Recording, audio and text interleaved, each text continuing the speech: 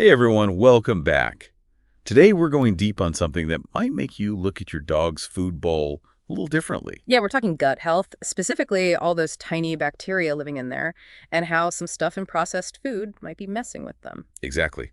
So get ready to explore the world of the canine gut microbiome. We'll be taking a deep dive into this article called The Hidden Danger: How Processed Dog Foods Destroy Your Dog's Gut Microbiome. Sounds intense, but really, when you think about it, it's fascinating. We're talking about a whole ecosystem inside our dogs, trillions of bacteria that play a huge role in their overall health. Right, like a microscopic city, keeping everything running smoothly. So let's break it down.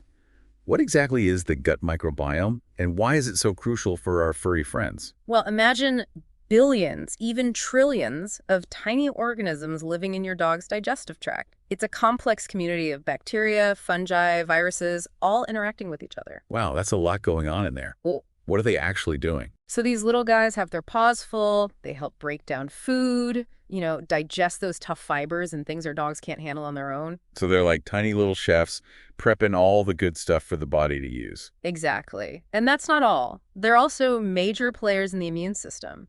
A healthy gut microbiome helps fight off bad bacteria, prevents infections, you name it. Okay, so it's like a built-in defense force too. And don't forget about nutrient absorption.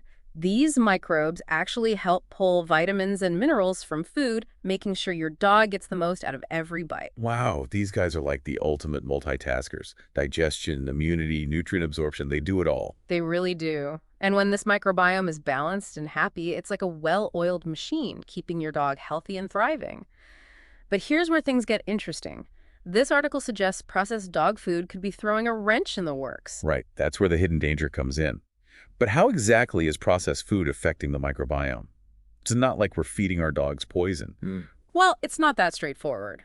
The article argues that it's more about the cumulative effect of certain ingredients and processing methods.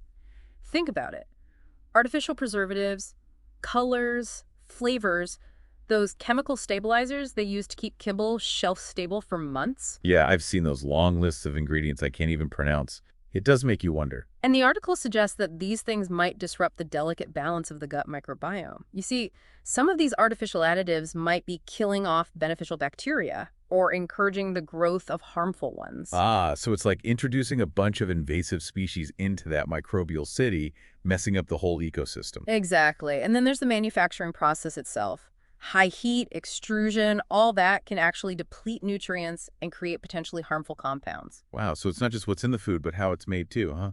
Right. And this is where the article really dives into those potential consequences of a messed up gut microbiome. Like Charlie, the dog from that anecdote, said he was having all sorts of problems, constant diarrhea, low energy. Yeah, poor Charlie.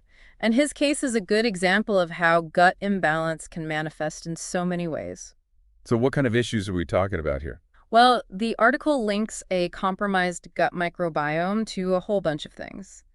A weakened immune system, so your dog gets sick more often. Oh no, that doesn't sound fun. Then there's poor nutrient absorption. Even if they're eating a supposedly complete and balanced diet, they might not be getting all the good stuff. That makes sense. It's like their tiny chefs aren't working at full capacity. And of course, chronic digestive problems like Charlie was dealing with. Diarrhea, constipation, bloating, all that fun stuff. Ugh, poor pups. Anything else? Yeah, the article even links gut problems to increased inflammation throughout the body. Inflammation, like when you sprain your ankle and it swells up. Kind of, yeah. But this is happening internally, and chronic inflammation has been linked to all sorts of serious health issues down the line. So it's like a domino effect, starting in the gut and impacting their whole system. Pretty much. And then there's the more general stuff, like reduced energy levels, dull coat, even behavioral changes. Wow, it's amazing how much this tiny world in their belly can affect everything. Right. And remember, this is all based on the claims in this article. More research is always being done, but it definitely makes you think. Okay, so processed food might be a problem, but what can we do about it? Is it all doom and gloom for kibble lovers? Well, the article isn't saying all processed food is evil. It's more about being informed and making conscious choices. So how do we do that? What should we be looking for? Well, the article breaks it down into categories: kibble, wet food, raw, and homemade. It's all about varying levels of processing and ingredient quality. Okay, so there are options. It's not just black and white. Processed is bad. Exactly. For example, some manufacturers are now focusing on minimally processed kibble, using higher quality ingredients, fewer artificial additives. It's a step in the right direction. That's good to hear. But what if your dog is already showing signs of gut trouble, like, oh, I don't know, chronic gas, asking for a friend? Well, the article actually highlights a product called Pawbiotix.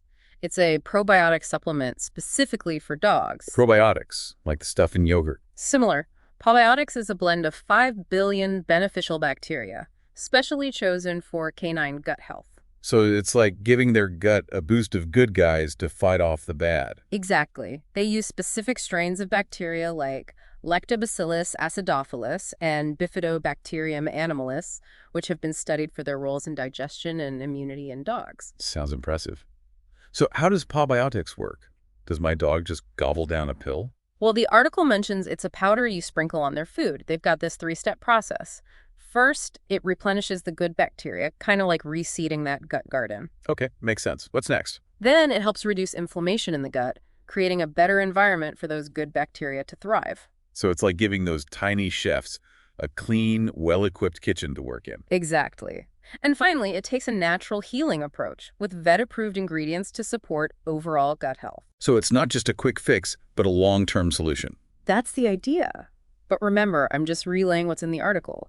You should always consult your vet before making any changes to your dog's diet or starting them on new supplements. Right, good point. Now, how can we tell if our dog's gut is out of whack? Sometimes it's hard to tell what's normal dog behavior and what's a sign of a real issue. Well, the article lists some common signs to watch out for. Changes in their poop, consistency, frequency, that sort of thing. Yeah, we've all been there. What else? Frequent stomach upset, so vomiting, diarrhea, gurgling tummy noises, loss of appetite, all red flags. Makes sense. Is a gassy dog a sign of gut trouble? Mine could clear a room. It could be, but again, it's best to check with your vet. Other things to look for are a dull, lifeless coat, low energy levels if your pup's just not their usual playful self. So if they're turning down a game of fetch, that's a bad sign. Could be. And then there are recurring allergies, skin problems, ear infections. Those can be linked to gut issues too. And a weakened immune system, so they catch every bug going around. Wow. Okay, so there's a lot to watch out for. And remember, these are just potential signs, not a diagnosis. It's always best to consult with a veterinarian to get a proper diagnosis and treatment plan. Absolutely. So taking a step back, it sounds like what we feed our dogs can have a huge impact on their gut health, which in turn impacts their overall health. That's the key takeaway here. Processed food might not be the devil, but being informed about the ingredients and the manufacturing processes is crucial. Right, and maybe exploring alternatives like those minimally processed options or supplements like Pawbiotix, always in consultation with your vet, of course. Exactly. It's about finding what works best for your individual dog. There's no one-size-fits-all solution. Well, I don't know about you, but this deep dive has definitely given me a lot to chew on. I'm going to be scrutinizing those dog food labels a lot more closely from now on. Me too. It's fascinating how much we're learning about the gut microbiome and its impact on health, both for us and our furry companions. Absolutely. And for all of you listening, we hope this has sparked some curiosity and maybe even inspired you to take a closer look at your dog's diet. Remember, a healthy gut is a happy gut, and a happy gut means a happy, healthy dog. Couldn't have said it better myself. Thanks for joining us on this deep dive into the fascinating world of the canine gut microbiome. We'll see you next time.